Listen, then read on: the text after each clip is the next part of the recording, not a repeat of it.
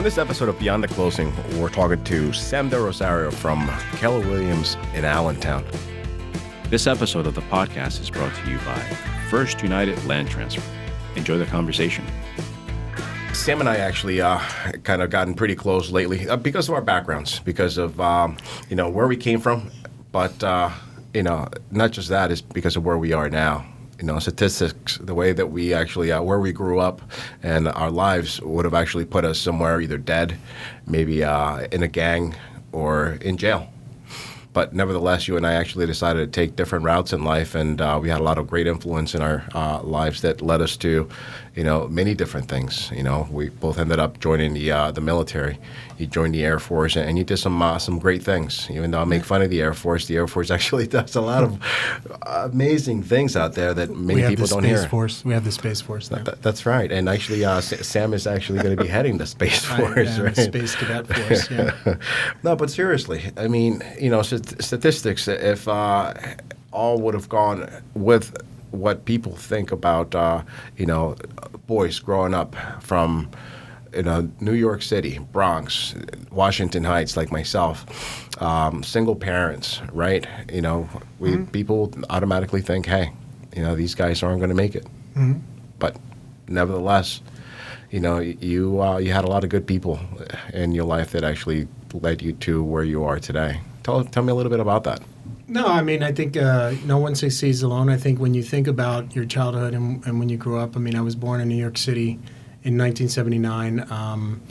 About 8 years later, my mom passed away of AIDS and never really met my biological father. So, and it was a typical story in New York, to be honest with you. A lot of people that we knew at the time didn't actually know who their father was. Right. But it's not an excuse, really, but it's part of your plan, if you think about it. So, growing up in the Bronx, you generally have, I grew up at a time where there was a lot of gang violence. A lot of people don't know this, right? They assume that you look a certain way and that you must have been like this the whole time. But, right. Back in the early 80s, late 80s, a lot of gangs, Latin Kings, Nietas, Bloods, all kinds of Zulu Nation was around. There was a bunch of people out there. So I grew up in New York City at a time where Giuliani had to step in, right. And the city changed tremendously because at the time was a huge homicide rate. And I was part of that. When you're in it, you don't realize how bad it was until you look back historically and go, wow, I actually survived in a period of time that was probably the most tumultuous in New York City history. But, in every step of the way, I like to think I had people, and I was thinking about this the other day, that you tend to have people that take a part in your life. Either you come in contact with them or they take an interest in you. And I think we all have that. I think if we look back at your path and what you've done throughout your entire history, I think what you realize is that there was somebody there rooting for you. And it don't necessarily have to be family, right? It could be somebody who just you meet. It could be a teacher. It could be a boss at work. It could be a supervisor. Somebody, a neighbor. It doesn't matter. But I think at the end, no one succeeds alone. And I think we're all byproducts of our history. We just don't have to repeat it, right? We could certainly learn from it and keep moving forward. So my history is I would like to say everything that made me who I am today is a result of all those earlier lessons and experiences, and certainly created the person you see before you. And I'm still learning, still growing, right? So. Oh my goodness, absolutely. Not only are you learning and growing, but the thing that I always admired about you is that you're always looking to teach. So you're always looking to actually bring somebody up with you. And there's not many people in this world that are like that. And, when I first started talking to you, I was like, wow, this is a cool cat, man. Knowing his story and then learning every day a little bit more about you and seeing how honest and sincere you are. And you're always looking to, again, just help others kind of not fall behind. Well, it's good. I mean, I appreciate that. I think my role generally is today more than ever. I've always been a helpful person. I think that's what my prior career of law enforcement kind of led me to that. I enjoy helping people, and I think that guardian mindset has always been something that's been internal to me, and I think that's still true to this day. I just have a different service that I'm providing. So, I could understand you joining the police force after you left the military because you actually did the same line of work in the military. But then you became so successful at what you do now in real estate that even though you were doing great in a good position at a great rank with the police department, you decided that, the heck with this, man. I'm actually going to do something for my family. What was that about? Well, I mean, if you think about it, I think we all, some could say as a midlife crisis, right? You all get a midlife crisis when you get a certain age, when you start evaluating what your life will be at. I mean, I did the military. I was 6 years in the Air Force. I lived in England. I spent 6 years overseas in the United Kingdom. It was a great assignment. Met my current wife there. I had a kid very young at 18 years old. And so, had to grow up really fast. And so the military grew me up very quickly because I think the responsibility the DOD and the Air Force gives you at such a young age makes you grow. They force you to learn and grow. And I was privileged to be in the Air Force because I think the Air Force actually was very much academically based, and they wanted me to get educated. They forced me to get my associate's degree. And then I got my bachelor's degree on the way out the door. My first job out of the military was as a Lehigh County deputy coroner. And I worked for the Lehigh County Coroner's Office where I did death investigations, and I was with that office for about 6 years. And then at the same time, I was a police officer with a police department in the Poconos at first, and then came down here. Loved my job, loved police work. I think police work is a noble profession. I think there's a lot of things about it that I still miss. Certainly the people is what I miss the most, which is encouraging the community and engaging the community at a high level with some of the activities. As a cop, you get to interact with a lot of people. You get to see probably the worst 5% in a community that causes 95% of the problems. Mm-hmm. So I enjoyed that aspect because I had a hand in a lot of people's lives. I had the ability to influence people, help people. I mean, I used to personally take kids to school that refused to go to school or show up every day to make sure a certain kid on the south side would go to school and stuff like that. The job was great. And I did get promoted to detective, and I was a polygraph examiner and did that kind of stuff, but I just wasn't fulfilled. And I think we all have that when you get to a point in your life where you feel unfulfilled. Real estate kind of filled a void in which I had about my success and certainly going to the next stage of development of my life, which is being an entrepreneur and doing that. I've always thought I could be somebody that I could never work for anybody. And I think I was always destined to be an entrepreneur because I think they say the first thing of being an entrepreneur is you can't work for people. Right. So, right. Makes sense. So ultimately I did take a leap of faith, and it's been a blessing ever since. I mean, ever since I made that decision to put the uniform up and actually sell real estate and get involved in the real estate industry, it's been a very incredible ride thus far. So it's safe to say that we were given a life, and we could choose whether we get to live that life in a good way, a good positive way, right? Yeah. And have a good life, or we decide whether or not we actually want to have a crappy life, and we decide exactly which path our life is going to go in. Yeah, I think in hindsight, and I don't want to make this exclusively about me, but in hindsight, you don't see it when you're in it, but what you realize as you get older is that every decision you make has ramifications, and it's often the smallest ones that have the biggest ramifications long term. It's the compound effect. Yeah. It doesn't happen. It's gradual, then suddenly. You make a decision not to go to work, or you get a decision not to go to the gym. What you do is you wake up 6 months later and realize you're fat, right? Right. Or you've lost your job. You lost your job, or you overspend, or you're in debt, or you're... So, everything you do is micro decisions. And ultimately what you have to figure out is what's important for you. And it's hard when you're younger and you're virile and you think everything's going to be forever. And, you think that you're going to live forever, certainly.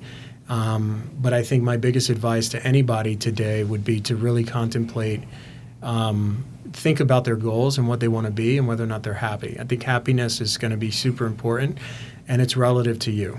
Success is relative. Success, it does not have to be materialistic, does not have to be about money. It could just be a mindset. It could be a spirituality. It could be physical, success as far as physical nature, having a great body, the things that you want to do in life, because having a great fitness leads to other great things. But in order to succeed, you have to learn that you are going to fail, and you're going to fail many times, and you're not going to actually get that success until you actually fail at many things. Well, I will tell you the fact that my life and my childhood was so tumultuous, I think, is what made me drive harder the way I am as an adult. If I did not experience the things I did as a child throughout my life, I think I would not be here today. Because I think growing up rough made it easier for me to deal with adversities as an adult. And I think that's something that is lost on a lot of people. People think having a two-parent household is the best scenario, but what happens is often I've seen people who have both families and still have problems. I've been to homes where you think they have everything and the kid's a heroin addict, who have the money, have the house, have the jobs, have both parents, have the quote-unquote best family arrangement, and the kid's a heroin addict. So it's really, it's your decision and who you are. It's not necessarily, you are somewhat of a product of your environment. But I also think you also have that incredible gift that we've all been given, which is willpower, right? Will, the difference to choose between right and wrong. And I think that's something that I think everybody needs to remember, that is still your decision at the end of the day. You can blame everybody else, but you're still at fault. And you have to realize that failing is part of the process. And I'd rather fail 10 times and then win as long as I'm learning than to never fail. Because if you've never failed, that means you've never tried anything. Win as long as I'm learning. Actually, that's really deep, man. And it's, great words to live by. I know that I myself have actually had my fair share of success and failures. Mm-hmm. And, as much as I could look back and say, man, I wish I would have done something different, or I wish I would have done something to prevent that from happening. You might not be able to change the past, but you could actually prevent yourself from, making that same mistake once again. You can learn it. You got to learn it, George. You're going to make the mistakes. The worst thing you can ever do is reflect back and think about woulda, coulda, shoulda. I think that's you can't live in the past. You're never going to move forward if you always live in the past. Indeed. And so the fact is that learn from it, move on. You're going to make more mistakes. Accept it. It's a reality of life, and realize that there's a lesson to be taught, and you just haven't learned it yet. So a lot of these kids growing up these days, like you and me, whether it's one parent. My dad left me when I was 3 years old. Mm-hmm. My mother actually brought me in from Dominican Republic. I was born in Santiago, Dominican Republic. I came here at the age of 6. We lived in in Manhattan. Yeah. And it wasn't an easy thing. There were times where I actually slept on the air mattress on the mm-hmm. floor. Growing up, a lot of times my mom would send me back to my grandmother's house in Dominican Republic because, she was still studying. She was a single mom. She wasn't making enough money, and there wasn't enough for us to eat. But nevertheless, we always made it. We always stood tight. And here we are, I like to think that I've been pretty blessed. I have a pretty decent life. Still make mistakes because we're human. Mm-hmm. But nevertheless, man, if, my one thing that I actually would my one advice to kids growing up in their teens is to always try to surround themselves with better people than they are. Mm-hmm. That's one of the things that my mom would say, dime con quién andas, te diré quién eres, mm-hmm. right? Tell me who your friends are, and I'll tell you who you are. If you're hanging around with a bunch of knuckleheads, people are actually going to say, this guy's a knucklehead. If you're hanging around with a bunch of thieves. So surround yourself with people who are positive. Mm-hmm. Surround yourself with people who have goals. Surround yourself with people who want more, because you are the product of, 5? The 5 people you surround yourself with? Yeah, Jim Rohn says you're the average of the 5 people you surround yourself with. Yeah. So, yeah. I guess that would be my advice for anybody growing up now. And another advice is, you don't always have to listen to your parents. No, seriously, you don't. You got to look at your parents. You got to look at the surroundings. But find someone who you admire, someone who is making a difference out in this world, and study them. Read. Mm-hmm. There's so many things out there. People like Tony Robbins, I think, are pretty awesome, right? Mm-hmm. But I surround myself with people like you, right? Because, well, even though you're a little bit younger, you've lived a little bit more, and you yourself has so much knowledge and so much to offer, mm-hmm. which I admire. So I've grown because of a lot of people that have come into my life. My stepdad came into my life, gave me his name, made me helped me become the man that I am today. Along with my mother, her love, her determination, and just always being a driving force. There's a lot of other people that I could thank, and I could go on forever. But nevertheless, it has made me who I am, and just be thankful for that, and know that there are days that you're going to feel like you're drowning, like you're underwater, but just keep on persevering. Yeah, absolutely. What else do you have? Not much. Yeah. It's pretty deep. No, I would just say that sharing my story or sharing some of the things I think a lot of people take for granted. We all have stories, I think, at the end of the day. That's the other thing. I'm not naive to believe that I'm the only one who's undergone something throughout my life. And I would just say be authentic. Be proud of your history. Indeed. Because although you may not be proud of what happened to you, again, you are the product of that. What you are today is a sum of what you've been through. And so, I also believe you are the average of the 5 people you surround yourself with. I also believe that, at the end of the day, Brendan Burchard he talks about the time when he had a near-death experience, and one of the 3 things he asks himself every night before he goes to bed is, did I live, did I love, and did I matter? Right? And Steve Jobs used to say, if you read his autobiography, there was a famous quote in one of his speeches that he actually talked about every morning when you wake up. What you want to ask yourself is, if I were to die today, is what I'm about to do what I would want to do on my last day on earth? And if you can't answer yes to that, then you need to find out what that answer is. And how to make that answer a yes. And it may not be in your current environment, and it may not be in your current relationship. It may not be in your current situation, but at the end of the day, if you self-reflect and have perspective on your life, I think you can grow more and more. And it's a journey. It's every day. Life's a destination, not a journey, right? There's no end in mind. Yeah, we die. That's the end. But it doesn't have to. We don't have to rush it. And I think it was a beautiful poem I read about God's disappointment with man, and he talks about how we rush to grow up. And then we try to slow down when it's already too late, right? I think it's something to keep in mind that these lives that we have in the middle, these years we have in the middle, are super important, and people need to really focus on cherishing and doing the things and valuing time. Time is a commodity that you cannot get back. You can always get money, you can always get new friends. What you can't get is time. So cherish time as if it was more valuable than gold. Spend it wisely. Spend it wisely. Who you spend it with, spend it wisely.